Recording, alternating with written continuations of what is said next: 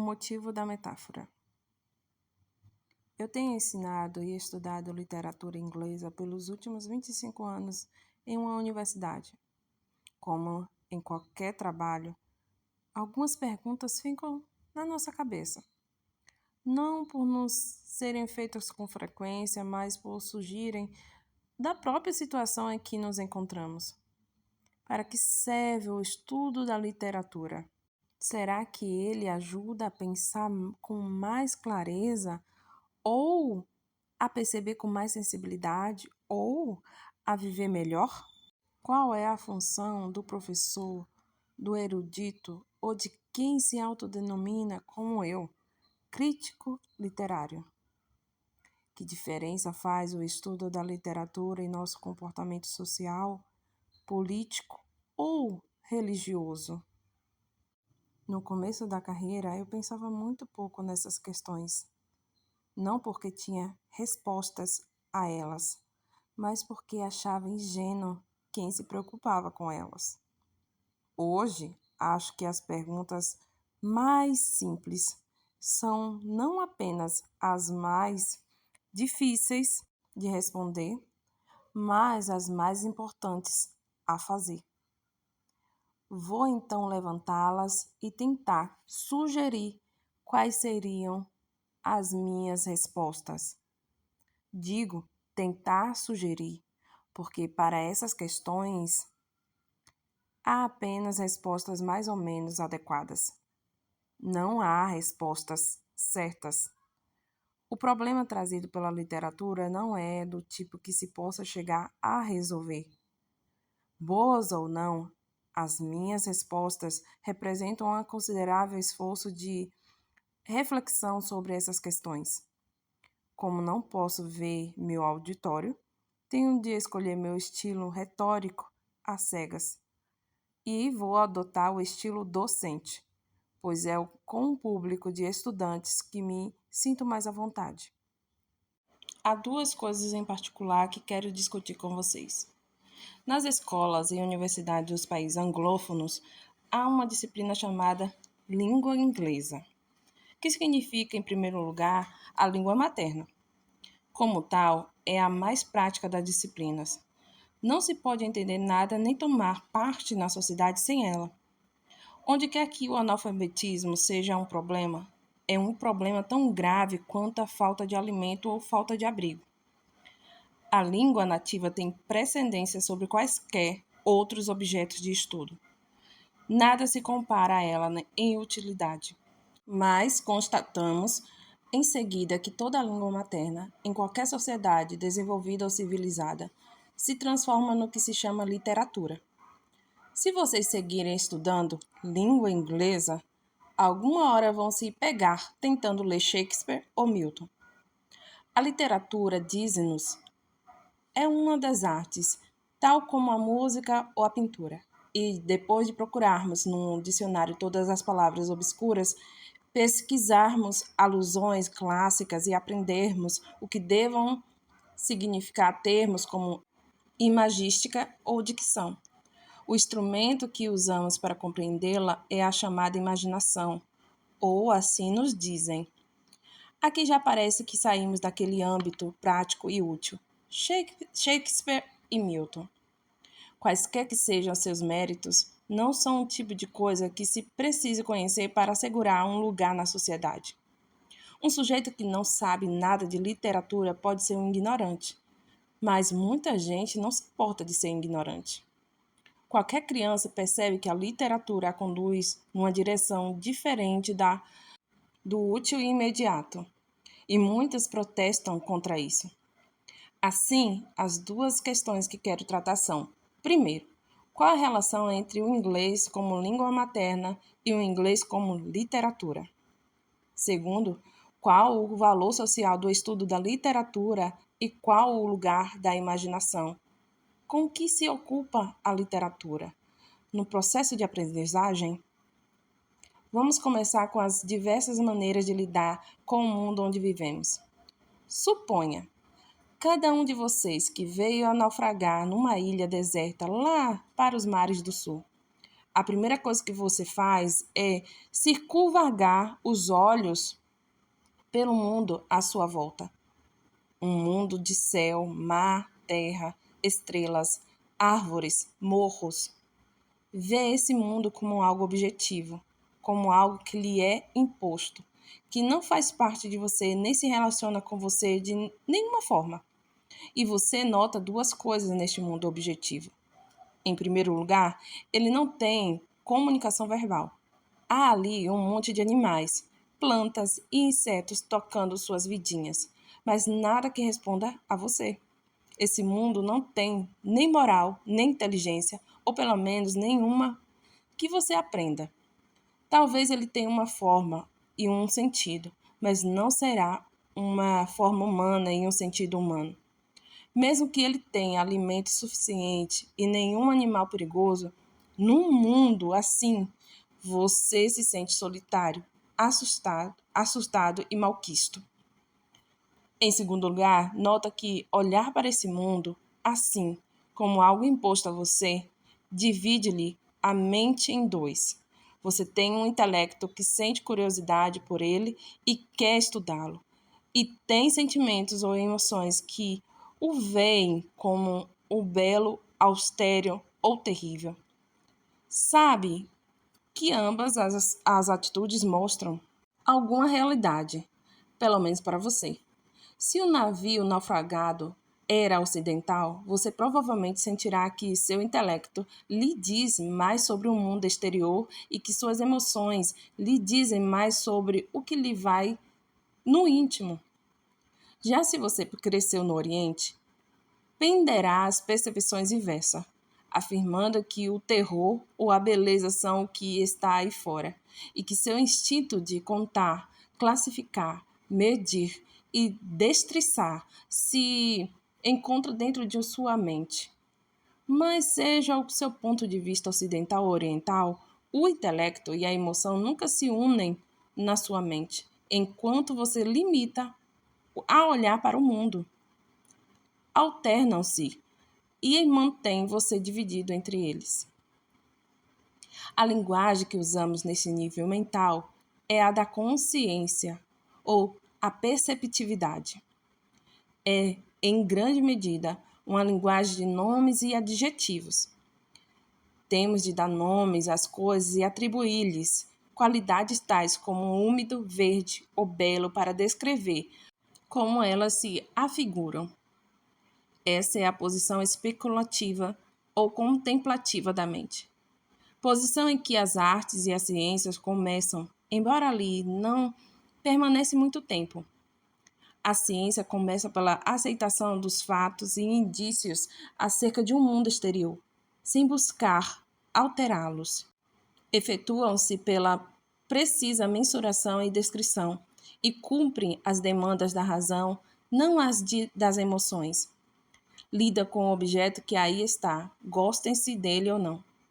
Já as emoções não são razoáveis. Para elas, o que vem em primeiro lugar é do que elas gostam e do que não gostam. Temos natural inclinação a pensar que as artes seguem o caminho das emoções, em oposição às ciências. Isso procede até certo ponto. Mas há aí uma complicação. A complicação é o contraste entre o gosto disso e o não gosto disso. Nessa vida de Robinson Crusoe que lhe incumbi, você pode ter momentos de completa serenidade e alegria quando aceita a sua ilha e tudo mais ao seu redor. Esse estado de espírito não viria com frequência e, quando viesse, seria sempre de identificação. A ilha seria parte de você e você parte dela. Tal não é o sentimento de consciência ou perceptividade, em que você se sente apartado de tudo que não seja seu eu perceptivo. Seu estado de espírito habitual é o sentimento de separação que vem com a atividade da consciência, e o sentimento de isso não é parte de mim, logo se torna não é isso que eu quero.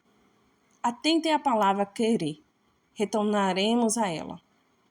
Assim você logo se dá conta de que há uma diferença entre o mundo onde você vive e o mundo onde você quer viver. O mundo onde quer viver é um mundo humano e não objetivo. Não é um ambiente, mas um lar. Não é o mundo que você vê, mas o mundo que quer construir com o que você vê. Você vai trabalhar para construir um abrigo ou cultivar um jardim e, assim que se põe a trabalhar, passa para outro nível da vida humana. Já não está somente separando-se da natureza, mas construindo um mundo humano e separando-o do resto do mundo. Seu intelecto e as suas emoções estão agora empenhados na mesma atividade, já não se distinguindo mais um do outro. Assim que começa a cultivar um jardim ou uma plantação, você elabora o conceito de erva daninha, uma planta que você não quer por ali. Mas não pode dizer que a erva daninha é um conceito intelectual nem emocional, porque é ambos ao mesmo tempo. Mais para frente, você vai trabalhar por senso de dever e por querer obter algum resultado do seu trabalho. Isso significa que as categorias importantes da sua vida já não são o sujeito e o objeto, o observador e a coisa observada. O que importa agora é o que você precisa fazer e o que você quer fazer. Em outras palavras, necessidade e liberdade. Uma pessoa sozinha não é um ser humano completo.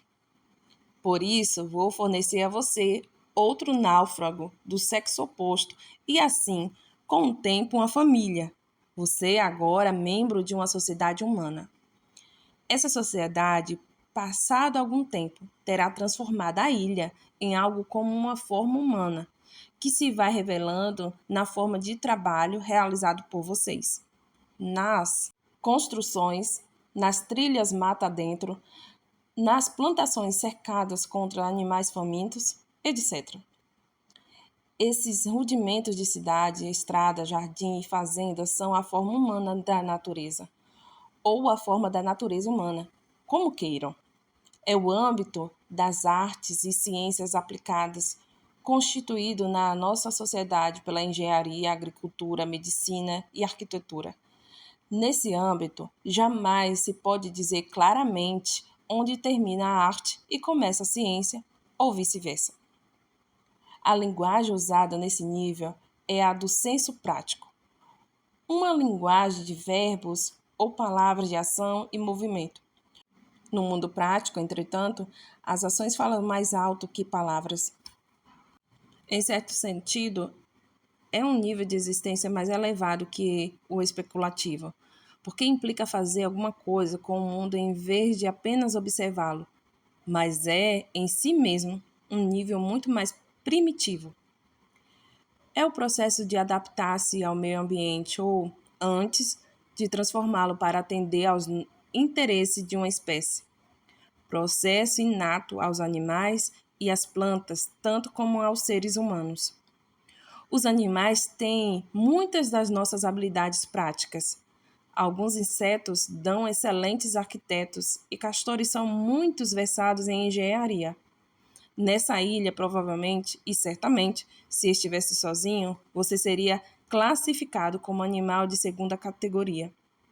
O que torna a nossa vida prática realmente humana é o terceiro nível mental, um nível em que a consciência e a habilidade prática se harmonizam.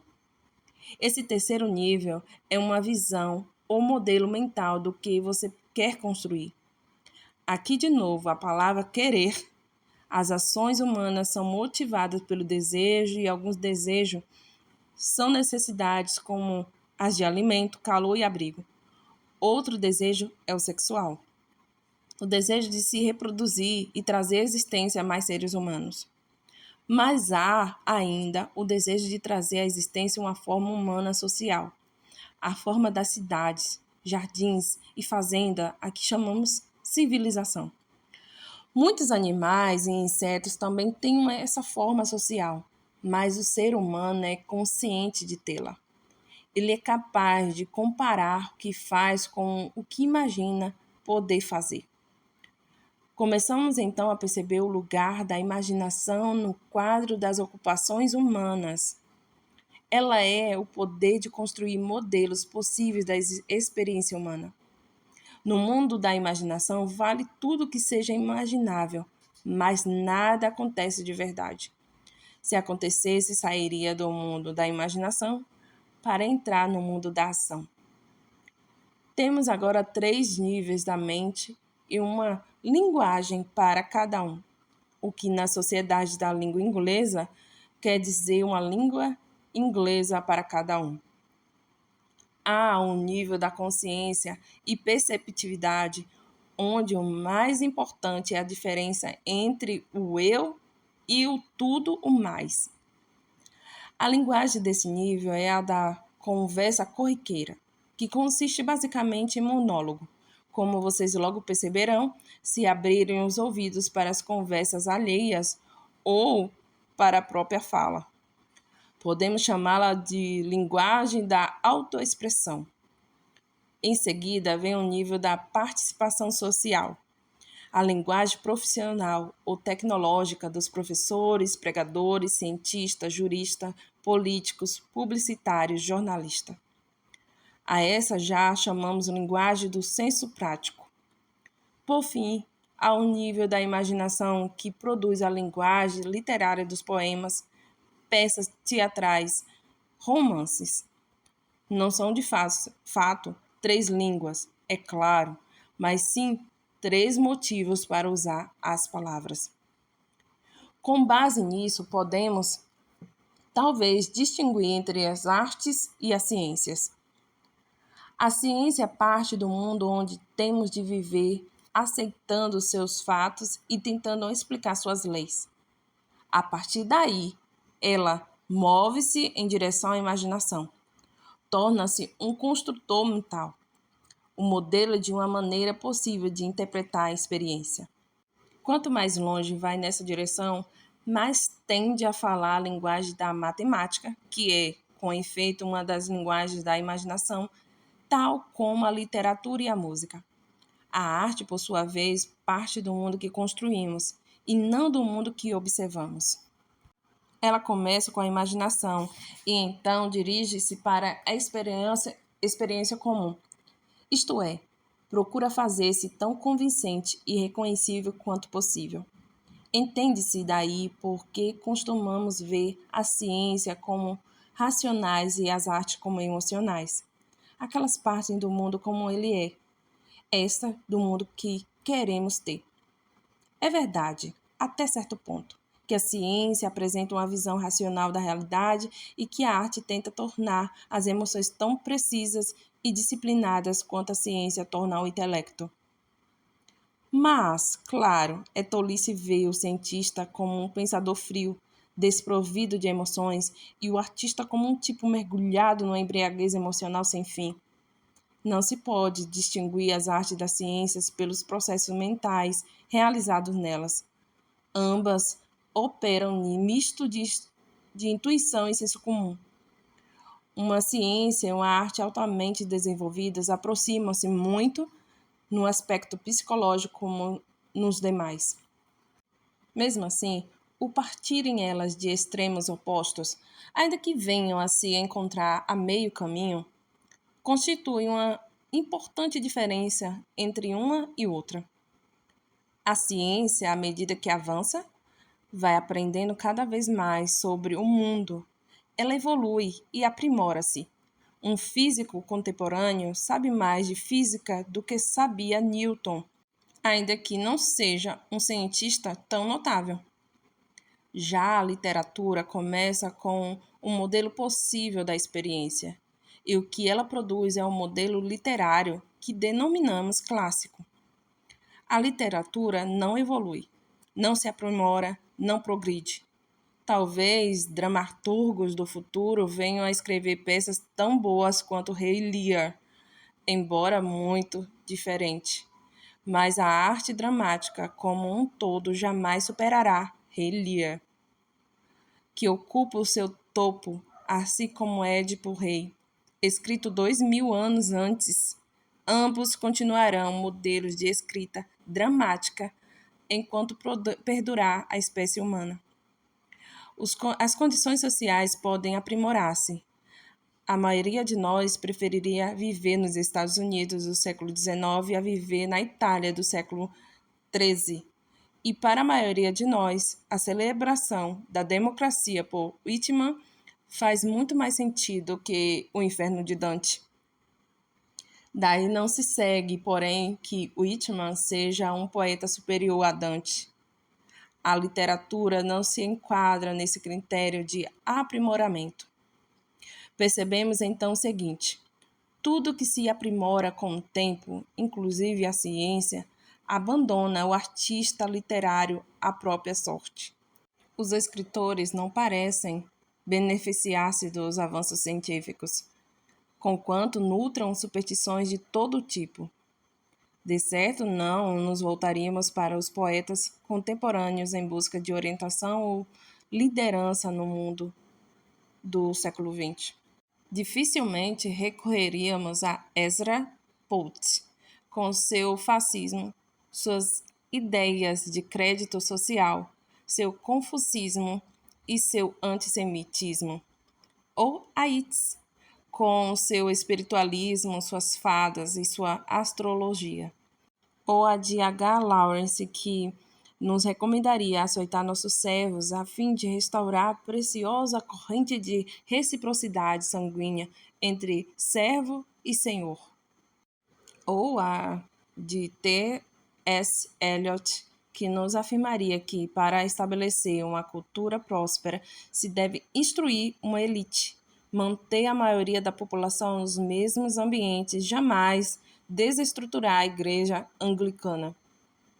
Os romancistas parecem estar mais próximos do mundo em que vivemos, mas não muito. Quando os comunistas falam em decadência da cultura burguesa, são exemplos assim que eles sempre trazem à baila. Apesar de que os escritores deles não parecem lá muitos melhores, só mais enfadonhos. Portanto, a questão maior é outra. Poderá a literatura, em especial a poesia, ser algum dia superada por uma civilização científica como a nossa? O ser humano sempre quis voar e há milhares de anos esculpia touros alados e contava histórias de homens que, paramentados com asas artificiais, voavam tão alto que elas se derretiam ao sol. Em Sakutala, peça indiana escrita 1500 anos atrás, há um deus voando por aí, numa carruagem que a um leitor moderno lembraria um jatinho particular. Muito admirável a inventividade do escritor, mas será que precisamos mesmo dessas histórias agora, que de fato temos aviões? Não é uma questão nova. Já foi levantada há 150 anos por Thomas Lowry Peacock. Ele próprio, um brilhante poeta e romancista, no seu ensaio As Quatro Idades da Poesia. Disse ele, jocoso, que a poesia era o chocalhinho mental que despertava a imaginação da humanidade na sua infância e que agora, em plena era da ciência e da tecnologia, o poeta perdeu sua função social. Um poeta em nossos tempos, afirmou Peacock, é um semi-bárbaro numa comunidade civilizada. Vive dias do passado. Suas ideias, pensamentos, sentimentos e associações revelam maneiras alarves, costumes obsoletos e superstições desmentidas. A marcha do seu intelecto, como a de um caranguejo, anda para trás. O ensaio de Peacock irritou seu amigo Shirley, que lhe respondeu com um ensaio refutatório chamado Defesa da Poesia. O ensaio de Shirley tem uma prosa maravilhosa, mas não grandes chances de convencer quem precise ser convencido. Levarei ainda um bom tempo nessa questão da pertinência da literatura ao mundo contemporâneo. Por agora, deixo apenas indicado a traços largos o rumo que minha resposta tomará. E passo a 2 pontos em que já podemos tocar, um simples e outro mais complexo. O ponto simples é que a literatura pertence ao mundo que o homem constrói, e não ao mundo que ele vê. Pertence ao seu lar e não ao seu ambiente. O mundo literário é um mundo humano, concreto, de experiência imediata. O poeta usa muito mais imagens, objetos e sensações do que as ideias abstratas. O romancista se preocupa em contar histórias, não em estruturar argumentos. O mundo da literatura é humano em sua forma. É um mundo onde o sol nasce a leste e se põe a oeste, por sobre a borda de uma terra plana em 3 dimensões, onde as realidades primárias não são átomos ou elétrons, mas corpos, e as forças primárias não são energia ou gravidade, mas o amor, morte, paixão e alegria. Não espanta que os escritores costumem ser gente bastante simples, e não aquilo que imaginamos como intelectuais, e de certo, nem um pouco mais livre da tolice e da perversão que qualquer outra pessoa. O que nos concerne é o que produzem, não o que são. E a poesia, segundo Milton, que entendia do riscado, é mais simples, sensual e passional que a filosofia ou a ciência. O ponto mais complexo leva-nos de volta ao que eu disse quando estávamos em nossa ilha nos mares do sul. Nossas reações emocionais ao mundo variam do gosto disso para o não gosto disso. O primeiro, dissemos, corresponde a um estado de identidade, ao sentimento de que tudo ao nosso redor faz parte de nós. E o segundo corresponde ao estado habitual da consciência, a separação onde começam as ciências e as artes. A arte começa assim que o não gosto disso se transforma em não é assim que eu poderia imaginar isso. Notamos nessa passagem que a mente criativa tem muito em comum com a mente neurótica. Ambas ficam insatisfeitas com o que vem. Ambas acreditam que alguma outra coisa deveria estar ali e tentam fingir que ela está ali ou fazer com que estejam ali. As diferenças são mais importantes, mas nós ainda não estamos prontos para elas. No nível da consciência ordinária, o indivíduo é o centro de tudo, cercado de todos os lados por aquilo que ele não é. No nível do senso prático ou da civilização, há uma circunferência humana, um pequeno mundo cultivado, dotado com uma forma humana, isolado da selva e inserido entre o céu e a terra.